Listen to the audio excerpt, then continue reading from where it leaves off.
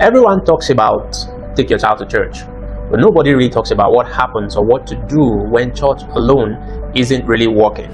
So if your teenager has attended programs before but nothing changed, then you need to save this conversation. I'm going to start off with something that might sound a little uncomfortable. The truth is that Bible programs do not fail because they are bad. Sometimes they are just incomplete. So if we focus a lot on information but ignore the actual transformation in the life of the teenager, then there is a problem. I want to show you 3 gaps that if a program or a Bible program does not address, then there will be issues. Number 1 is skipping identity. So you teach your child what is right. The focus is always on the what, whereas there is never actual help around how or who. The Bible is big on identity.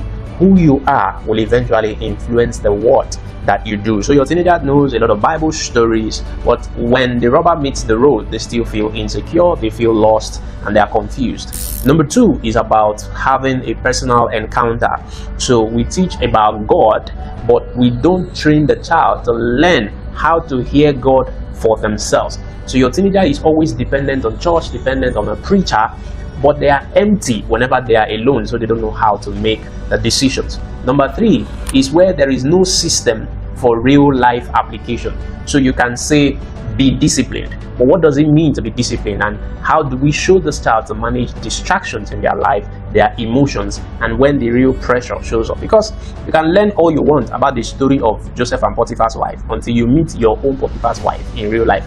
The Potiphar's wives of this generation are more sophisticated than the one in Genesis chapter 39. So nothing changes at home, nothing changes in school, and nothing changes on their phone. This is why many teenagers grow up in church but we walk away from God. The statistics is about 70 to 80% of young people, and it's not because God has failed. He didn't fail. It's because the process sometimes is incomplete. So if you want real change in your teenager, you need 3 things. You need identity before instructions. You need an encounter that is real before the rules and the regulations. You need structure, a structure that helps the child in their daily living. That is how transformation happens. And if your teenager is spiritually active but not yet grounded, do not ignore it.